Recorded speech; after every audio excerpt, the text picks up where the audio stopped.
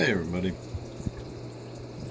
I've just been sitting here in front of my crab tank enjoying the view, watching the crabs, and I wanted to try to get a little bit of video without scaring the crabs too much. They're getting a lot more used to me being out and about. I've been walking through the room a lot today, and they don't scurry and scatter every time I walk past.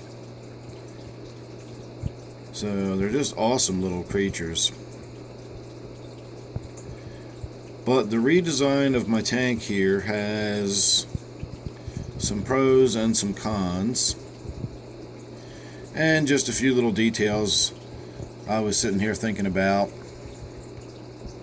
So this video is not going to be about anything really specific, just sort of an overall chat about the tank in general.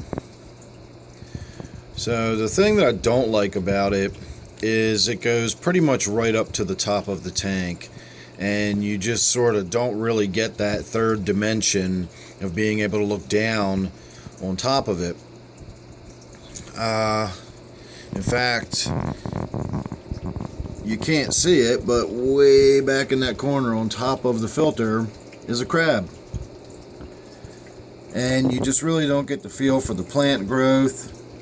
We've already got plants growing up against the glass. That's probably going to be too hot for them, and it's going to burn where it's touching the glass. So I'd really like to have this as an open top tank, but I've got those crabs in there and they're escape artists, so there's no way I can have this tank open.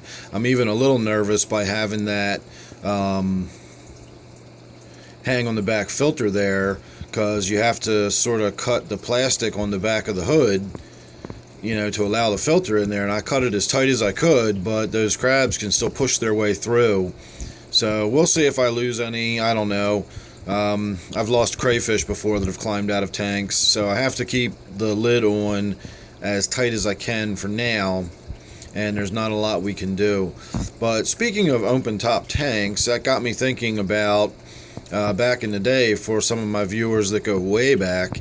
If you'll remember, this tank here used to be my 20 long Brackish tank that was open top, and I had an LED hanging above it. And this rock here, I know it's not in the same position, but this rock here was one that I had emergent, sticking up out of the water. Some of the rocks back there that I've used to create a waterfall were in that tank.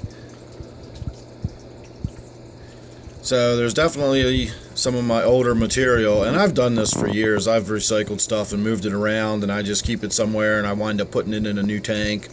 This piece of wood here was sticking out of my open top 20 long. I think I had that in my Brackish tank originally, and it comes from the piece of wood I originally cut off of the root mass out of Pretty Boy Reservoir, and the other two pieces are in my Black Ghost Knifefish tank. It used to be my African tank, now it's my Black Ghost Knifefish, and pretty soon it should be something else. But that wood came from the same piece of wood that I cut this from, so those go way back. That's definitely some nostalgia there for me. And then, of course, all the other rocks and plants and bits have come from around my yard, and I've collected them all myself. So this tank was really, you know, I don't want to say I threw it together necessarily. I did spend a couple hours on it, and I experimented with the waterfall in a few different ways. I tried some air-powered tubes to bring the water up and come out the top, and I just wasn't getting the kind of flow I wanted. I tried a couple different filters, and I just was not really getting the flow I wanted, so I wound up going with this 40 gallon tank. It's a Tetra Whisper 40 for, you know, designed for up to a 40 gallon tank, and you can still get, you know, a good draw of water as long as you've got the intake, you know, where it gets to the grating, you know, or the screening. As long as that's submerged, it might take a little bit to get primed, but once it gets going, you can have a hang on the back, you know, with that much space in between, and you can still get a good flow of water. And I actually said the other day, I demonstrated how I can do multiple speeds on my waterfall but I didn't do it correctly, and I didn't show you the actual range of what I can do. So let me try to hold the camera properly. And that is full flow.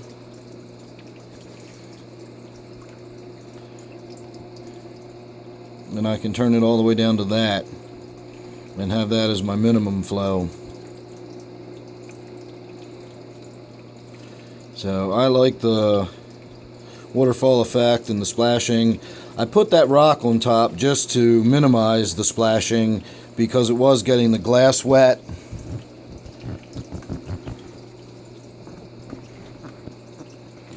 It was getting the glass wet here in the front, and it was just so splashy and noisy.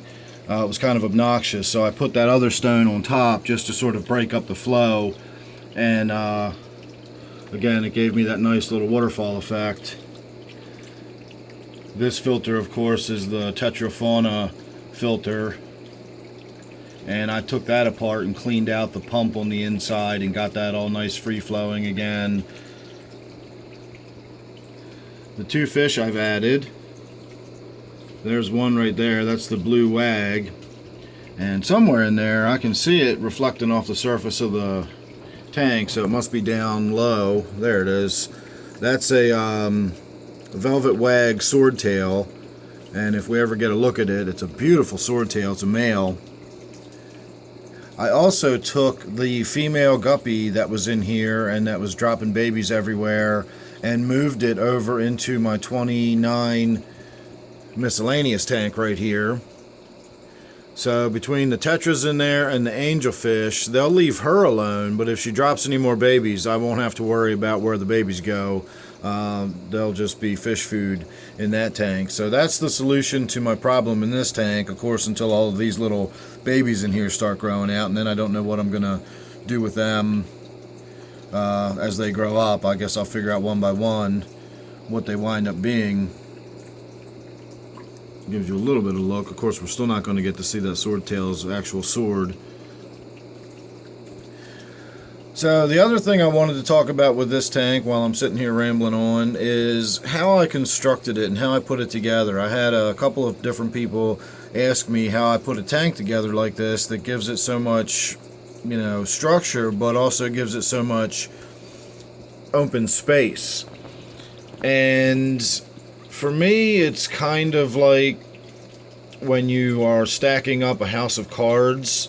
You don't stack the cards, you lean them up on their edge as much as possible, and when you actually look at it, it's a wide open structure that's all just sort of held together by edges. And when you look at the way I have the rocks in here, it's very much the same way. I'll use these sort of flat solid rocks. I tend to think of them as the structural rocks, and then I will use them to create, you know, simple bridges, if you want to call them that. And then from on top of that, I can set another rock, and then I can go across to something else, and then come across this way again, and you wind up very quickly getting up above the water level and giving the crabs plenty of access to the atmospheric oxygen. You know, they can get up and out of the water, and they've got all sorts of vegetation to root through and places to hide. Yet when we get back down into the water, there's lots of room for the fish to swim, and more importantly, there's more volume of water. If I just stacked rocks in there, that is displacing water, and I would have far, far less volume of water in there to work with. Not to mention the way the water would flow through the tank. You know, it has to get into the back to get to where that filter is in order to be cycled through and be good and filtered. So you got to think about that as well. The other thing to think about is how form follows function. There are certain aspects of this tank that need to be taken into consideration. I have fish in here that need to have room to swim around. They need a certain volume of water. I have crabs that need land access, they need brackish water. So all of these things go into consideration. What kind of fish can I put in there with the crabs because of the volume of water, because it has to be brackish water? I want to be able to see as much as possible while still providing as much land as possible. So obviously we're going to stack everything up across the back and create sort of a panoramic view as we look in. That's kind of obvious. And just, you know, one by one, we may end up with something that doesn't look perfect, but it falls within the constraints of what I've got to work with. Because remember, I've also got to clean this, I've got to maintain it, I have to get in there and remove animals sometimes. If they die, I have to be able to find them. Again, we have to worry about water flow and access to the filters. So, you know, just think about all that kind of stuff as you're putting it together, and it should almost sort of put itself together, and you'll come up with something that looks very much like this probably. If you notice, most of my tanks have a very similar look and feel to them, and it's not because I lack creativity. I've tried all sorts of stuff over the years, and that's just it. I've tried so many things, I kind of know what works for me and for my own particular personalities and my tank maintenance habits and the kinds of communities I like to have. And I've sort of settled on a style of tank that's comfortable for me. And it reflects in all of my tanks, as different as this tank may be to, you know, my native tank or my 125. It still has sort of a signature kind of feel to it, at least to my eye it does anyway. So I'd love to be able to get the top off this tank and give it that third dimension. I'm really fascinated by tanks that sort of deal with that interface between habitats, between the atmospheric habitat and then the liquid habitat. And then, of course, the animals that come and go in between the both of them, you know, with the crabs.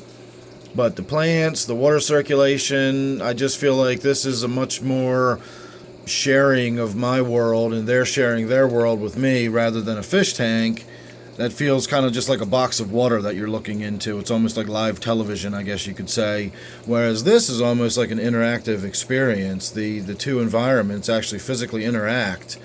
So the fact that the hood is on it and it limits our view to, you know, kind of like that bugs me. I really wish we could have it open. I do have a way I could do it, but I'm probably not going to be able to. I haven't seen him in a long time, but I had a friend that does custom acrylic work, and he made a lip for a 10-gallon tank for me that used to be my crayfish tank once upon a time, and it fit perfectly in around the inside rim and allowed it to be open, and the crayfish could not crawl up and out of it because of the high acrylic walls above the lip of the tank. So I could do something like that if I could get a hold of the guy. So I don't know, maybe we'll see. If this bugs me enough, maybe we could go that route or something. But then of course I have to hang light and have it mounted above the tank and so on and so forth. So we'll see what happens. I don't know if that's going to be in the future or not. But at any rate, again, no point in this video. Just wanted to have a look at this tank for a little while and a little bit of a ramble about it. This is my current fascination.